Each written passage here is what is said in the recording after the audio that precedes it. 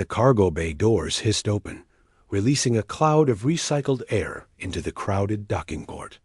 Tae-Won stepped out of his ship, wiping sweat from his forehead with the back of his hand. The heat in Nexus 7 station was always unbearable. Side effect of too many ships packed into too small a space. He grabbed his datapad and started checking the delivery manifest. 40 crates of medical supplies, all needing to reach the upper markets before the end of the cycle. The lower docks were not a place anyone wanted to spend extra time, rusted. Metal walkways stretched in every direction, connecting landing pads to storage units and repair shops. The air smelled like burnt fuel and something else Tae-Won could never quite identify. Alien merchants shouted in a dozen languages, trying to sell spare parts and questionable food items. Security drones buzzed overhead, but everyone knew they barely functioned down here. This was where the station's dregs gathered, where deals happened in shadows and questions were not welcome. Tae-Won had been hauling cargo for 5 years now, ever since the colony disaster that took his family. He kept his head down, did his job, and asked for nothing more than fair payment. The other haulers knew him as reliable but distant. He preferred it that way. Connections meant vulnerability, and he had learned that lesson the hard way. He was halfway through unloading the first crate when he heard it, a small frightened sound like a whimper, but with a musical quality that made it stand out from the usual dock noise. Tae-Won paused, listening.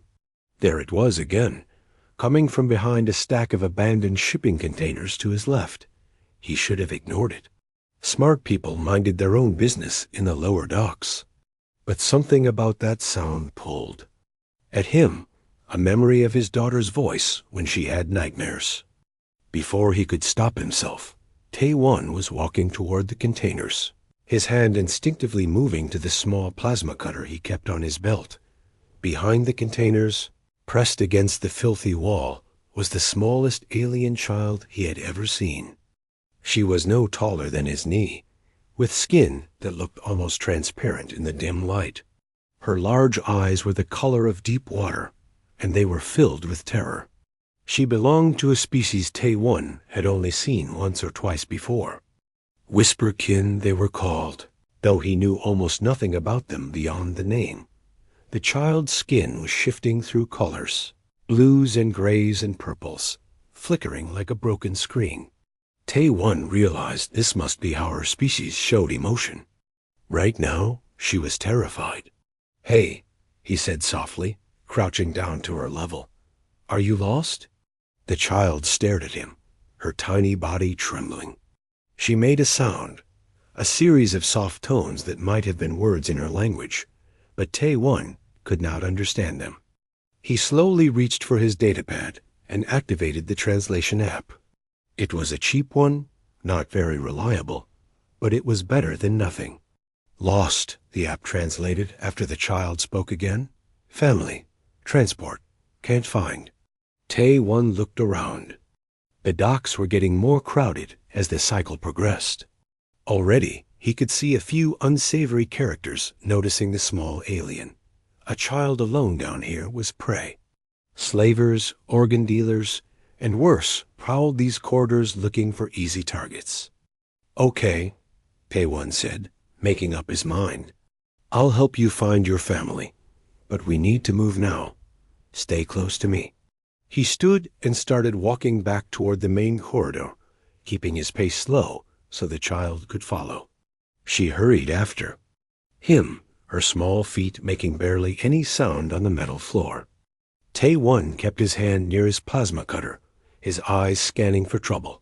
They did not have to wait long. 3 figures stepped out from a side passage, blocking their path.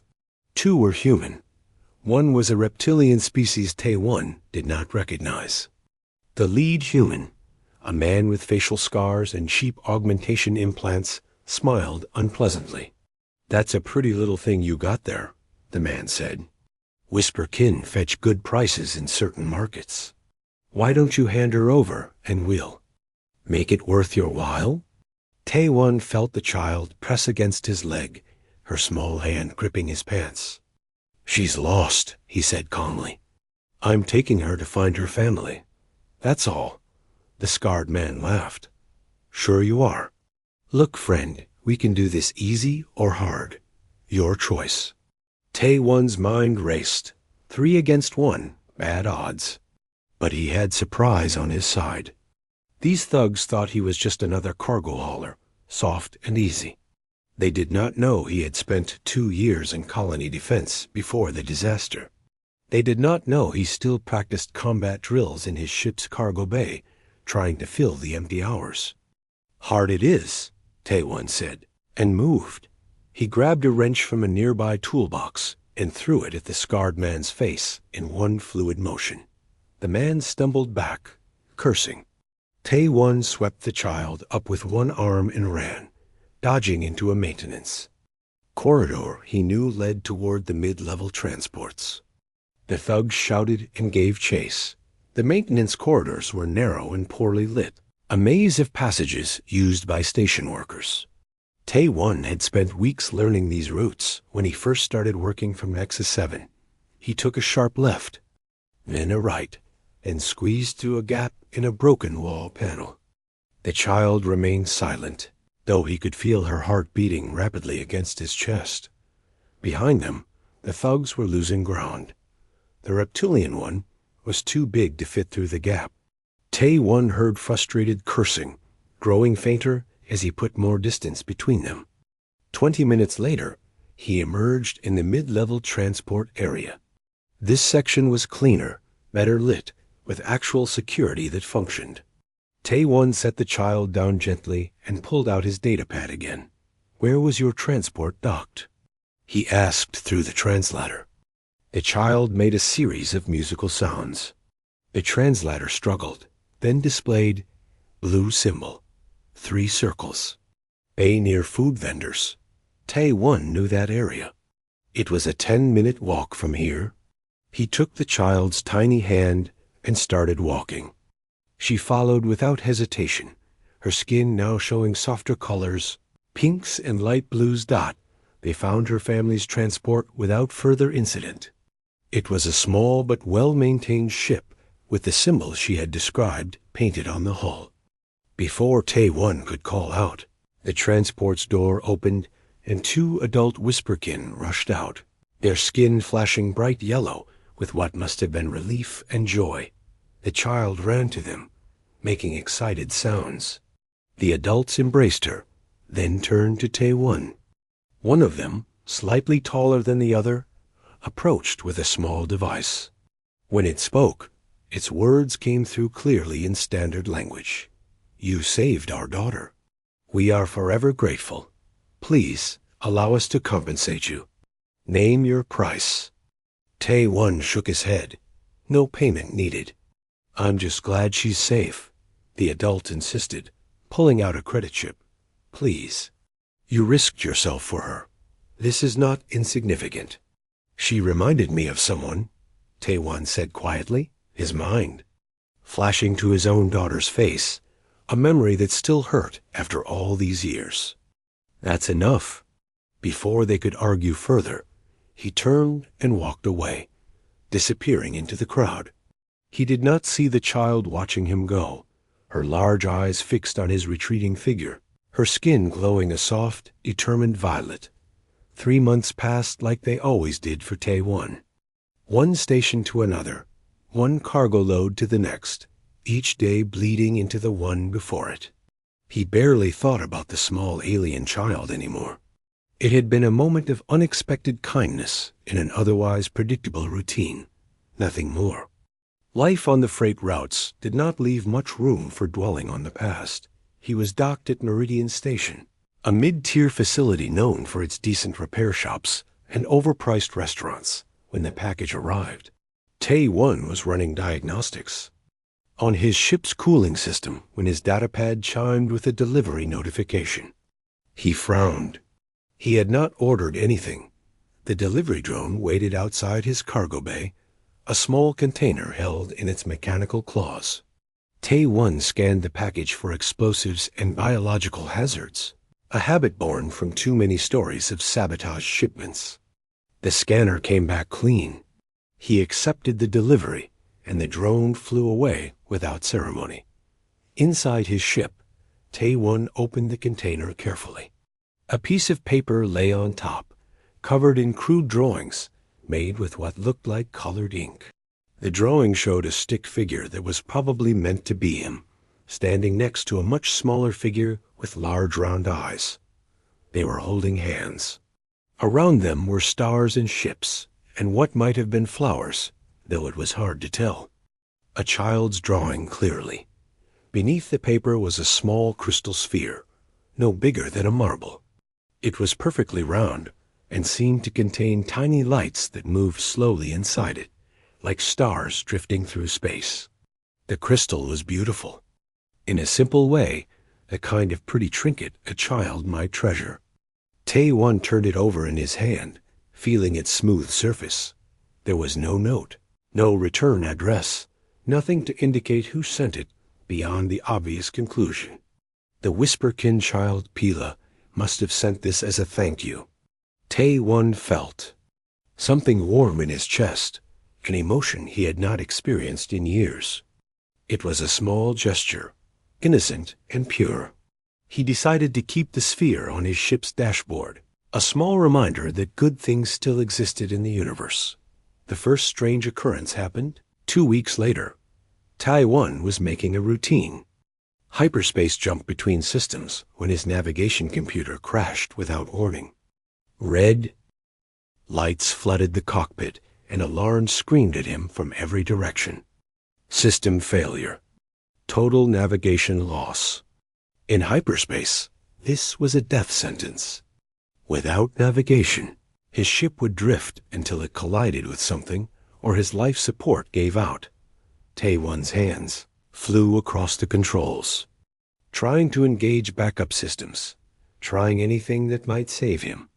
Nothing responded. The ship shuddered, and he could feel the hull beginning to stress from uncontrolled hyperspace drift. He had maybe 5 minutes before structural failure. Then the crystal sphere on his dashboard began to glow. It was a soft blue light at first, barely noticeable against the flashing red emergency lights. But it grew brighter, pulsing with a steady rhythm like a heartbeat. Tae-1 stared at it, confused and terrified in equal measure. The light filled the cockpit, and suddenly his backup navigation systems engaged all at once, systems that should not have been able to activate without his manual input. The ship stabilized. Course corrections happened automatically, guided by something Tae-1 did not understand. 3 minutes later, he dropped out of hyperspace near a small station, his ship intact and functional. The primary navigation computer was still dead, but the backups had saved him. The crystal sphere stopped glowing and returned to its normal state. Innocent and unchanged. Tae-1 sat in his pilot seat for a long time, staring at the sphere, his heart racing. That should not have been possible. Ships did not fix themselves. Backup systems did not activate on their own. He picked up the sphere and examined it closely, but it looked exactly the same as before. Just a pretty crystal with lights inside. He told himself it was coincidence. Maybe the backups had been set to auto-engage, and he had forgotten. Maybe the sphere's glow was just a reaction to the electromagnetic fields from his failing systems. There had to be a rational explanation. 2 weeks after that, rational explanations became harder to maintain. Tae-1 had taken a cargo job to a frontier outpost called Haven's Edge, a place known for being lawless and dangerous. The pay was good enough to outweigh the risk, or so he thought. He delivered his cargo without incident, but when he tried to leave, 5 pirates blocked the landing pad. Their leader was a large man with cybernetic arms and a cruel smile. "Nice ship," the pirate said. "Nice cargo, too. We'll be taking both." Tae-1 reached for his plasma cutter, knowing it was useless against 5 armed men. The crystal sphere was in his jacket pocket, where he had started keeping it after the navigation incident. As his hand closed around it, The sphere grew warm. The pirate leader took a step forward, then stopped. His expression changed, shifting from cruel confidence to confusion, then to horror. He grabbed his head with both hands and screamed. The other pirates stared at their leader in shock as he fell to his knees. "Too much," the leader gasped. "I see too much. Death, my death. All the deaths." He looked up at Tae-Won with wild eyes. "What are you? What have you done?" "I haven't done anything," Tae-Won said, his hands still wrapped around the warm sphere in his pocket. The pirate leader scrambled to his feet and ran, his crew following in confusion. They left behind their weapons, their dignity, and any thought of robbing Tae-Won's ship. Within seconds, the landing pad was empty except for Tae-Won and the fading sound of running footsteps. Tae-Won pulled out the sphere. It was cooling down now, returning to normal. He could not deny it anymore. This was not a simple trinket. This was something else, something powerful and inexplicable. The third incident happened only 5 days later. A critical life support failure, the kind that should have suffocated him in his sleep. He woke to find the sphere glowing next to his head on the pillow, and when he checked the systems, they had somehow repaired themselves. Impossible repairs, fixes that should have required a full station workshop and days of labor. Tae-Won started researching. He spent every spare moment searching databases, asking questions in trader forums, looking for any information about mysterious crystals that could affect ships and people. He found nothing. No species he knew of created anything like this. No technology matched its properties. He tried to contact Pila's family, searching for their transport registration and last known routes. The trail went cold after Nexus 7. They had left no forwarding information, no way to reach them. It was as if they had vanished into the depths of space. The sphere sat on his dashboard, glowing faintly in the dim light of his cockpit. Tae-Won stared at it, feeling a mix of gratitude and fear. What had that child given him? What had her innocent thank you gift actually been? He picked up the sphere and held it close, feeling its warmth. Whatever it was, it had saved his life 3 times now. That had to mean something. But deep in his gut, Tae-Won felt a growing certainty that his life was about to get much more complicated. Word was already spreading through the stations he visited. Other traders asked questions about his lucky escapes, about the mysterious crystal he kept in his cockpit. Tae-Won tried to deflect, tried to keep quiet, but rumors had a way of traveling faster than any ship. Someone, somewhere, was starting to pay attention. And attention, in Tae-Won's experience, was rarely a good thing. The attack came while Tae-Won was sleeping. He had docked at a small refueling station in an empty sector, the kind of place that asked no questions and kept no records. It should have been safe. Instead, he woke to the sound of his ship's hull being cut open and armed figures pouring into his cargo bay. Tae-Won reached for his plasma cutter, but a stun blast hit him before his fingers closed around it. His muscles locked up, and he fell to the floor, unable to move. Through blurred vision, he watched as 6 heavily armed mercenaries swept through his ship with professional efficiency. They knew exactly what they were looking for. The leader was a human man, tall and well-built, with expensive combat armor and cold eyes. He picked up the crystal sphere from the dashboard and smiled. "There you are, little treasure," he said softly. Tae-Won tried to speak, but his jaw would not work. The stun effect was starting to wear off, but too slowly. The mercenaries hauled him to his feet and dragged him to their ship, which was docked next to his. They left his vessel behind, taking only him and the sphere. He woke up strapped to a chair in a clean, white interrogation room. His head ached and his mouth tasted like metal. The sphere sat on a table in front of him, just out of reach. The mercenary leader stood nearby, watching him with those cold eyes. "My name is Kwon-Sik," the man said pleasantly. I'm a collector of rare items. Artifacts, mostly. Things that most people don't understand or appreciate. That sphere you're carrying? It's one of the rarest items in the known galaxy. Tae-Won's voice came out rough. It's just a gift from a child. Kwon-Sik laughed. A gift. Yes, I suppose that's accurate. But do you know what it actually is? What that child gave you? He picked up the sphere and held it to the light. This is a heartstone. The Whisperkin create them through a process nobody fully understands. Each one takes years to form, and a Whisperkin can only make one in their entire lifetime. I don't care what it's called, Tae-Won said. It's not for sale. Oh, I know. That's the problem. Kwon-Sik set the sphere back down. You see, a heartstone bonds with its recipient. Once given, it can't be transferred. It's useless to anyone but the person it's bonded to. I could kill you and take it, but then it would just be a pretty rock. Worthless. Tae-Won felt ice in his stomach.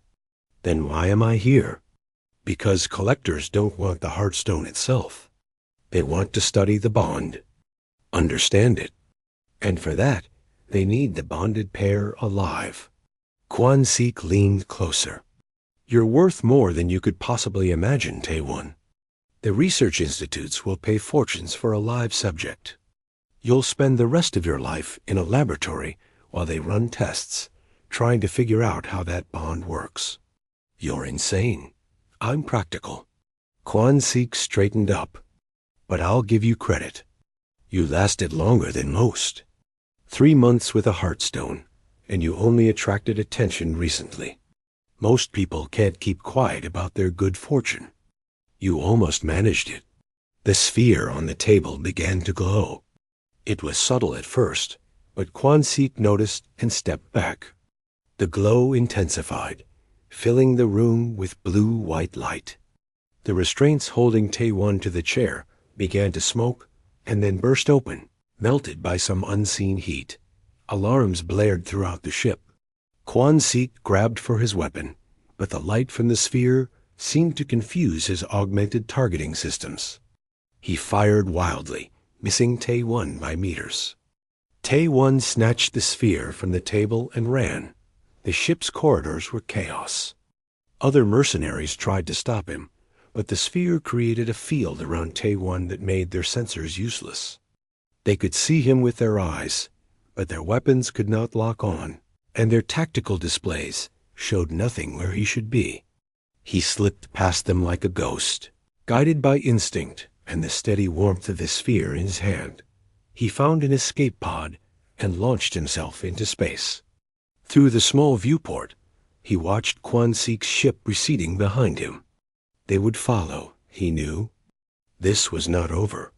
The pod drifted for 6 hours before another ship found him. Tae-Won tensed when it approached, expecting more mercenaries, but the vessel was small and unmarked. A voice came through the pod's communication system. Tae-Won. That is your name, correct? The voice was strange. Melodic and layered like several people speaking at once. Please do not be alarmed. I am here to help you. Who are you? My name is Ha-Yun. I am Whisperkin, and we need to talk about what Pila gave you. The ship docked with his pod and brought him aboard. Ha-Yun was taller than Pila, about waist height to Tae-Won, with skin that showed deep purples and grays. Her large eyes studied him with cold intelligence. You should not have that, she said, pointing at the sphere. What Pila did was forbidden. Dangerous, stupid. She was just a child, Tae-Won said defensively. She wanted to say thank you. Heartstones are sacred, Ha-Yun said. They are given only within our communities, to those we trust completely. By bonding a human, Pila violated ancient laws. She put you in danger. She put all of my people in danger. I didn't ask for this. I know. Ha-Yun's skin shifted to softer colors briefly before returning to gray. But now you have it, and you cannot give it back. The bond is permanent, which means we have a problem. She explained the situation as her ship traveled through empty space. The Whisperkin were not what they appeared to be. They were the remnants of an ancient civilization that once tried to help other species. They created heartstones as gifts, as bonds of trust and protection. But their generosity had been exploited. Other species harvested them, enslaved Whisperkin to create more, studied them like laboratory animals. The Whisperkin civilization collapsed. The survivors went into hiding, scattered across the galaxy in small family groups. They adopted a strict policy: never reveal themselves, never give heartstones to outsiders, never trust again. If people learn that a human carries a bonded heartstone, they will come looking, Ha-Yun said. They will find Pila's family. They will find other Whisperkin. We cannot allow that. So what do you want from me? Come with me to our homeworld. Let the elders examine the bond. Perhaps they can break it without killing you. Perhaps not. Either way, the heartstone cannot remain active in outsider hands. Tae-Won looked down at the sphere. It had saved his life multiple times. It had protected him when nothing else could. And now he was supposed to give it up, possibly die, because a child had broken a rule he knew nothing about. What if I refuse? Ha-Yun's skin flashed dark red. Then I will kill you myself and take the heartstone to be neutralized. I would prefer not to.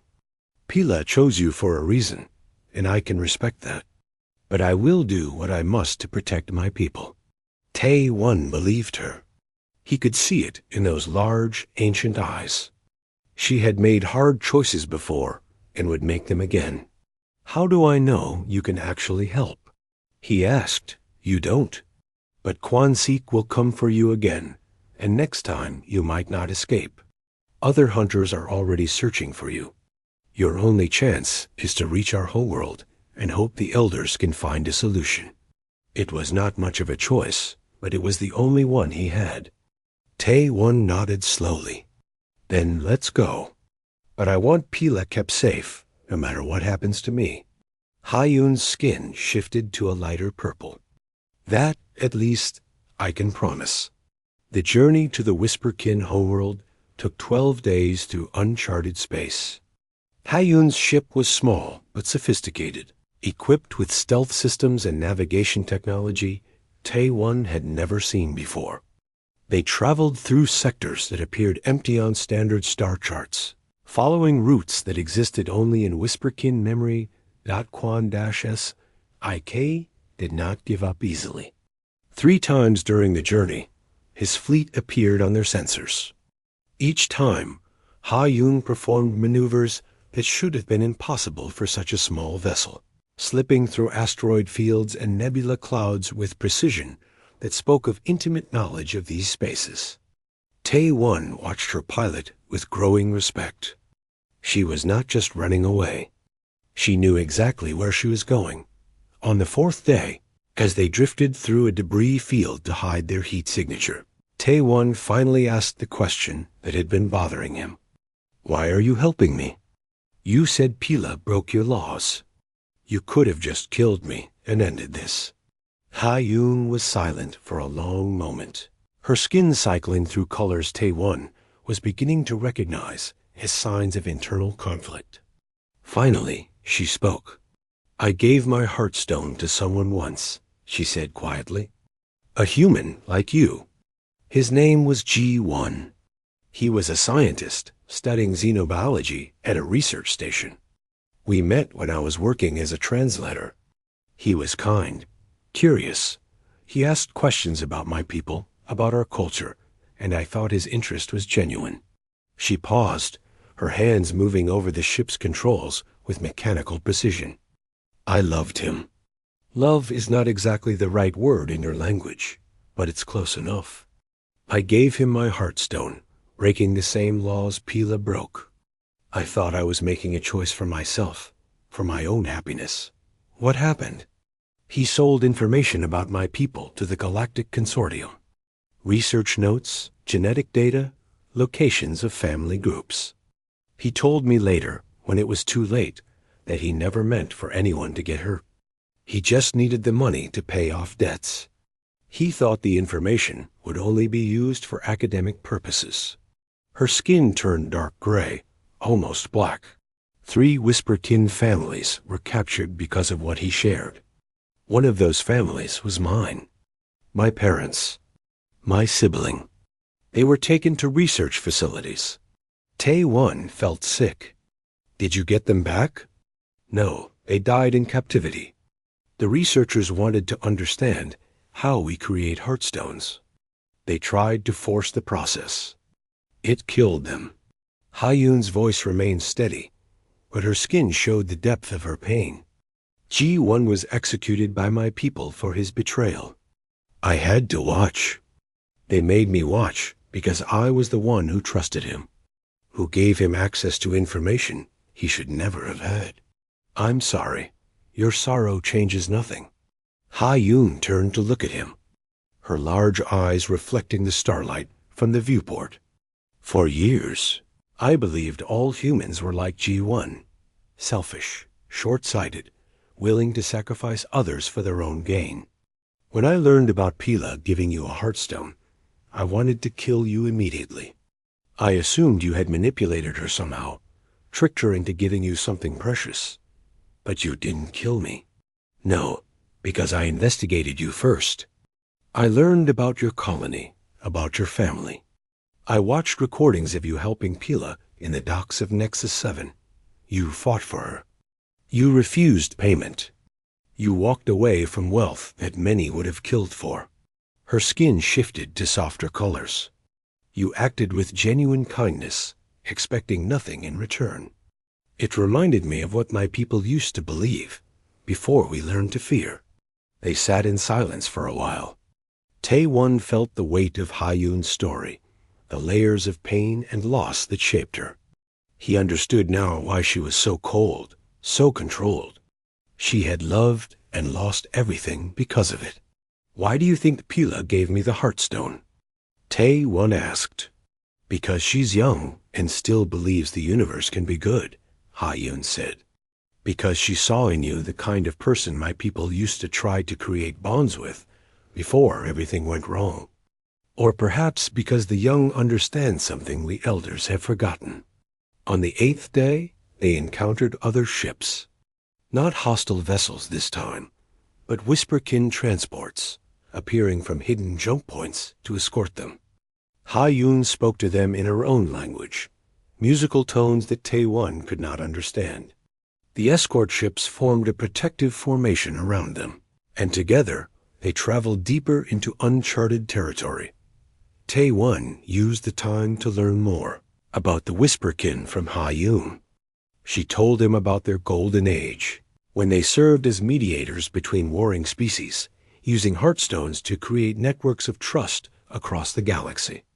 She explained how the heartstones worked, drawing on the life force of both the giver and receiver to create a bond that offered protection, guidance, and occasionally impossible luck. The Heartstone doesn't actually change reality, Ha-Yoon explained. It heightens intuition, speeds reaction time, creates small probability shifts in your favor. When your navigation failed, the Heartstone didn't repair it magically. It guided you to activate backup systems you might not have thought to use. When the pirate confronted you, it flooded his mind with intuitive certainty of danger, making him see all the ways the situation could go wrong for him. What about the life support repair? That one is harder to explain. Sometimes, when the bond is strong, the Heartstone can influence matter on a quantum level. Small changes that cascade into larger effects. It's rare and takes enormous energy. The fact that it happened means your bond with Pila's Heartstone is unusually powerful. Tae-1 looked down at the sphere, which he now kept on a cord around his neck. Is that why Kwon-Seek wants me? Because the bond is strong? Partly. But also because any human with a Heartstone proves that bonding is possible across species. That knowledge alone is dangerous.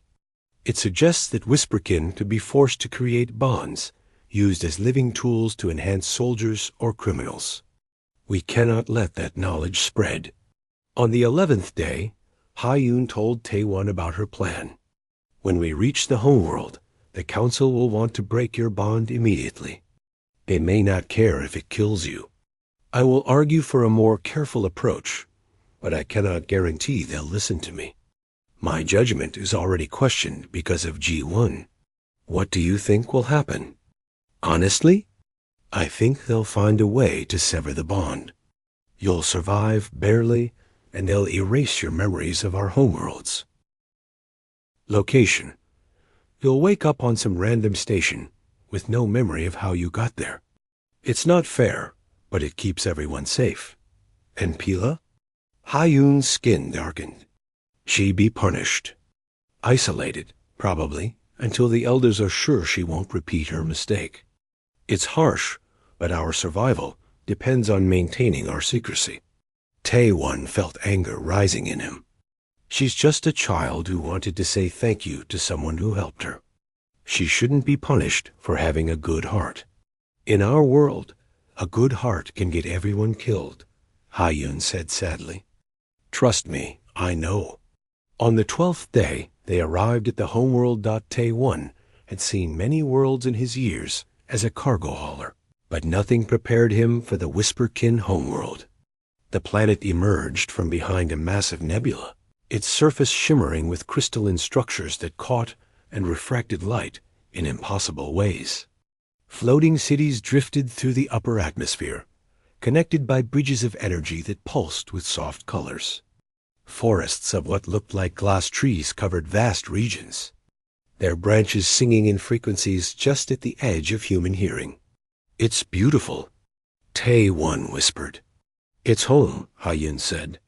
Her skin showing colors Taewon had never seen before, bright and warm. And it's about to become very dangerous for you. They landed in a central plaza surrounded by towering crystal spires. Whisperkin of all sizes gathered to watch their arrival, their collective skin colors creating a shifting display of emotion. Taewon could feel their fear, their anger, their curiosity, all expressed through that living canvas. Armed guards immediately surrounded him. They were taller than Hayun, carrying weapons that hummed with barely contained energy. Taewon did not resist as they took him from the ship and led him toward the largest spire at the plaza's center. Hayun walked beside him, speaking rapidly in her own language to the guards. They ignored her. The council chamber was vast and circular, with walls that seemed to be made of solid light. 7 elderly Whisperkin sat on elevated platforms, their skin showing deep, dark colors that spoke of age and authority. Pila stood in the center of the room, tiny and alone, her skin flickering with fear. When she saw Taewon, her colors brightened briefly before dimming again. The eldest council member spoke, and a translation device rendered his words into standard language. Human, you stand before us carrying something that does not belong to your kind. This is a violation of our most sacred laws. I didn't know about your laws, Taewon said. Pila gave me the Heartstone as a gift. I just helped her when she was lost. We know what you did. That does not change the fact that you now threaten our entire civilization. The elder gestured, and a holographic display appeared in the air between them. It showed ships, hundreds of them, scattered across space. These are the vessels currently searching for you. Mercenaries, research institutes, criminal syndicates. They all want you carry. And if even one of them follows you here, we are all doomed. Another council member spoke, her voice harsh. The child was foolish. She will be dealt with. But you, human, present us with an impossible problem. We cannot let you leave with the Heartstone active, but we cannot remove it without killing you. The bond is too strong. Then break it, Taewon said. If my death keeps Pila and your people safe, do it. The chamber fell silent. Pila made a small, anguished sound. Ha-Yun's skin flashed bright yellow, surprise. The eldest council member studied Tae-won carefully. You would die to protect a child you barely know? To protect a species that has shown you nothing but hostility? Yes. Tae-won looked at Pila, seeing her large eyes filled with tears. She gave me this gift because she believed I was worth it. The least I can do is prove her right. Before the council could respond, alarms began blaring throughout the city. The holographic display changed, showing space above the planet. Kwon-Seek's fleet had arrived, nearly 30 ships dropping out of hyperspace in attack formation. Impossible, one council member gasped. The nebula should have hidden us. How did they find us? They tracked us, Ha-Yun said grimly. They must have planted a tracer on my ship during one of the pursuit encounters. I was so focused on losing them in normal space, I never checked for long-range beacons. The fleet began firing on the planet's defensive satellites. Explosions bloomed in orbit like deadly flowers. The Whisperkin's defenses activated, energy shields forming around the major cities. But Tae-won could see they were old, weakened by centuries of disuse. His people had been hiding so long, they were no longer prepared for direct assault. We cannot hold, the eldest council member said. Not against that many ships. We must evacuate. There's no time, Ha-Yun said. They'll destroy any ship that tries to leave. Tae-won felt the heartstone growing warm against his chest. An idea formed in his mind, crazy and probably suicidal, but it was the only chance he could see. The defensive grid, he said. Can it be powered by heartstones? The council members looked at him in shock.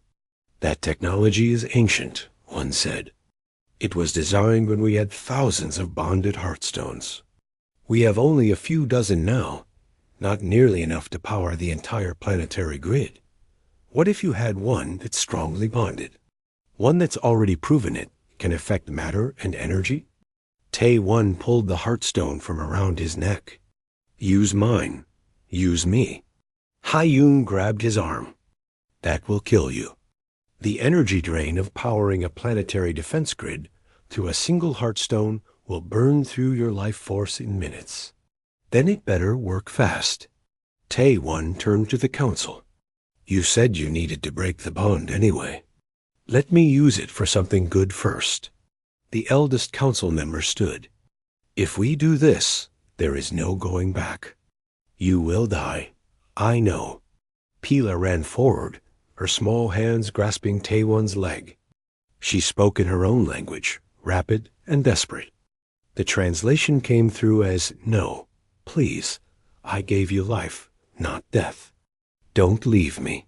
Tae-won knelt down to her level, just like he had in the docks of Nexus 7 all those months ago. You gave me something better than life. You gave me a reason to care again. That's worth more than you know. There may be another way, the eldest council member said suddenly. If other heartstones join with yours, share the burden, we might be able to power the grid without killing you. But it would require every Whisperkin on this planet to offer their heartstone to the network. Many of them are bonded to family members. They would have to sever those bonds temporarily, which is painful beyond description. They'll never agree, another council member said. Let me ask them, Ha-Yun said. She walked to the chamber's edge and began speaking into a communication device. Her words were broadcast across the entire planet. Tae-won could not understand the language, but he heard the passion in her voice. She spoke for several minutes, and when she finished, silence fell across the city. Then, one by one, lights began appearing throughout the crystalline structures. Whisperkin emerged from their homes, holding their heartstones high. Thousands of them, tens of thousands, all offering their most precious possessions to protect a stranger who had shown kindness to one lost child. The council members looked at each other in amazement. They're agreeing, one whispered. All of them. Within minutes, Tae-1 stood at the center of the ancient defense grid, a massive crystalline structure beneath the main spire. Whisper-kin surrounded him, each holding their heartstone. Ha-Yun explained what would happen. Their heartstones would link with his, creating a network that could power the planetary defenses. The pain would be intense, and if the grid pulled too much energy, they would all die together. Ready? Ha-Yun asked. Tae-1 looked around at the thousands of Whisper-kin who had placed their trust in him. He thought about his family, lost so many years ago. He thought about Pyla, who believed a stranger could be worth saving. He thought about Ha-Yun, who had learned to trust again despite her pain. Ready? The heartstones activated all at once. Tae-1 felt his consciousness expand, connecting with thousands of other minds, other lives, other stories. The pain was incredible, like being torn apart and rebuilt at the same time. But underneath the pain was something else. Unity, purpose, hope. Energy flowed through the network and into the ancient defense grid. The entire planet began to glow, shields strengthening, weapons charging. Quan Seek's fleet fired everything they had, but the bolts dissipated against barriers that had not existed seconds before. The grid's weapons activated, precise and devastating. One by one, Quan Seek's ships were disabled or destroyed. The few that survived the initial barrage fled into hyperspace, their greed finally overcome by self-preservation. When it was over, the energy flow stopped. Tae-1 collapsed to the ground, barely conscious. The Heartstone network had held. They had all survived. Pila was the first to reach him, her small hands touching his face. "You're alive," she said through the translator. "You stayed." "Had to," Tae-1 managed to whisper. "Can't let down a friend." The eldest council member approached, his expression transformed. "You have shown us something we thought was lost. Humanity. Not the species, but the quality. The willingness to sacrifice for others. We were wrong to hide, wrong to close ourselves off. One human showed more courage than our entire civilization." "Not just him," Ha-Yin said, kneeling beside Tae-1. "All of us. We chose to trust, to fight together. That's what saved us."